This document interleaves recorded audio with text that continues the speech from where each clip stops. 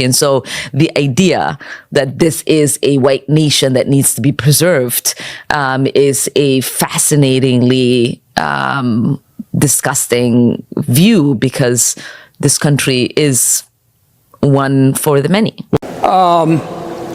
If you believe that, I'm not saying you're the dumbest person in the world, but you better hope the dumbest person in the world doesn't die. Unacceptable in this country, and to have a representative like mine at home, Ilhan Omar, say such disgusting things about it's okay for someone to assassinate a conservative that you disagree with. It's not okay in this country. Ilhan Omar. So the vote to censure her failed, and then she is, because Congress refused to hold Ilhan Omar accountable, now she's out saying this. I have a 10-second clip to play for you. Want to get your reaction. I do believe those of you who are interested in rewriting this hateful man's history are full of shit. Charlie Kirk hasn't even been buried yet, and Ilhan Omar is out saying that people are full of shit, and I'm just quoting this congresswoman, trying to rewrite this hateful man's history. So this is what happens when there's no accountability. Listen, when it comes to free speech, I'm an absolutist. This is where I do have a lot of libertarian leanings. What she said is disgusting and detestable. She didn't know the man. And I think, look, when somebody dies, especially as horrific as what happened to Charlie Kirk, the dead are not around to defend themselves. And I think there is a semblance of decency and morality you got to have. People have died that I don't agree with. I don't run around talking about their legacy because they're not here anymore. You have to let the people who love them, who knew them, actually lay out their legacy. I think that's just a decent thing to do. So for Ilhan and others on the left who decided they're going to use this as an ability to lay a new political narrative, I just find it to be disgusting and reprehensible. You just don't do that. There are some lines you just don't cross. And to be blunt, I think the American people see this. They realize how nasty this is. And this is why, forget policy for a moment. This is why the Democrats are not going to get power again for quite some time into the United States until they deal with the disgusting rot that exists in their party. Should Ilhan Omar be censored? I mean, what should happen? I voted for it. I wanted her to be censored. Yeah. I think she should. Yes. Ilhan Omar is going to find out the hard way that Charlie Kirk's legacy is far greater, far more consequential than anything she or her squad members are going to be achieving. I think she already knows that, Rita, on some level, but she is unashamed, unabashed, telling us exactly who she is in some strange upside down way. You almost have to admire it because she's just tripling down, quadrupling down in that belief. I think, cynically, in the narrow world of just her retaining her seat, as long as she continues to do that and the demographics where she lives are favorable to that, and once you become an incumbent, it does get harder and harder to be unseated, though it certainly is happening more and more. Unless and until that happens, I would say that she doesn't care, and she's going to continue to be true to her belief system with no shame whatsoever. Mm-hmm. The only good news I would offer is that, broadly speaking, she and her kind, whether it's Jimmy Kimmel, whether it's everyone else, they are losing right now. They're losing electorally, they're losing in the court, they're losing culturally, and that is something, but they haven't lost. And while they're losing, but they haven't lost, this is actually a dangerous time, and you're going to see much more, I think, vicious vitriol and even violence coming out, unfortunately, and that's why the right really has to fight harder against people like that. What I want to talk to you about tonight is the worst example, and I don't like to pick on people. That's not what we're in business to do here. If I feel somebody's doing great harm to the country, obviously I'm going to go after them. But, by and large, we go after movements and we go after elected people. And this person falls into that category. She's elected.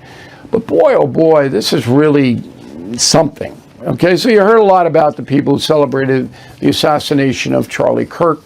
That's been everywhere. But the worst, I think, it's almost a tie between Ocasio-Cortez, who I deal with on my broadcast in No Spin News, and Congresswoman Ilhan Omar of Minnesota. Omar. So Omar, even if you believe that about Mr. Kirk, you wait until he's, it's all over. you know, you're waiting for the funeral and the memorial service. You wait. You don't dance on the grave. That's what she's doing. And I don't understand it. I really don't get it. Because she's in a district, she was born in Mogadishu, Somalia. And I'm happy that she got to the United States, because Somalia, whoa, very rough, okay? But this country took her in. And she had a very checkered social situation. I'm not going to get into it. She hates Israel. I'm not going to say she hates Jews. That wouldn't be fair, but she hates Israel. She attacks people almost every day. And, you know, everybody's this, that. Anybody she disagrees with is the devil, the demon. But I don't know what you can be, madam, a progressive, and you can believe that the United States is not a noble country, even though we accepted you, and I assume some of your family members. You got here, you got away from the jihad, you got away from the terrorism that dominates Somalia and has for 20 years. You got away, and you come here and you go, you know, you people, where the kids say the word S-U-C-K, yeah, well, and then a political opponent arises, Charlie Kirk, and he's dead in a violent way, and people are grieving, and then you're calling him reprehensible human being, you know, hateful man, didn't believe I am smart enough to have thoughts equal to a white man, race, you know, making a racial thing. Why? Why? Is that what you think your district is? Is your district a cauldron of hatred? Is this what people in Minnesota want of you?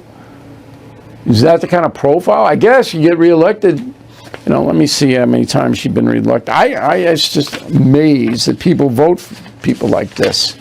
So let's see. She has been in office since 16. Okay.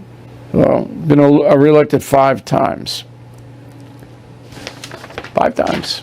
Now, her district is heavily Somalian. A lot of people don't know that Minnesota has a lot of Middle Eastern refugees and immigrants. Okay. But, boy, I don't understand what the purpose of this is. All right? That's what I don't get. So I know there are haters on both sides. Everybody knows that, okay?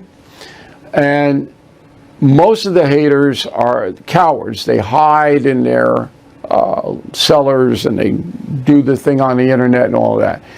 And it's an emotional disorder. That's what it is. But this woman is an elected official representing a district in Minnesota. So what are you trying to accomplish here by peddling the hatred? What? Do you want to incite people? Is that what you're trying to do? See, that's the question Caitlin Collins, instead of sitting there like a mummy, all right, going, why are you doing this? Why?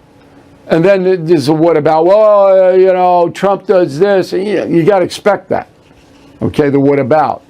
Because then that's a way to evade and dodge a question. But then you come back to the question.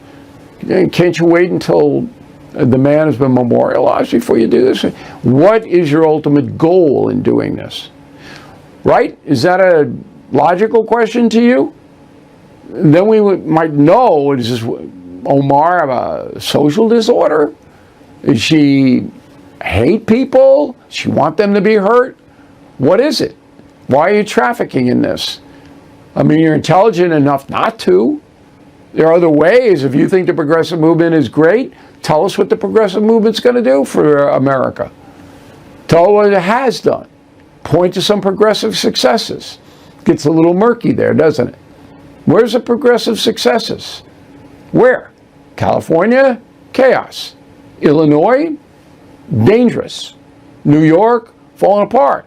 Where are the progressive successes? Cuba? Think that's successful? China, biggest police state in the world ever seen?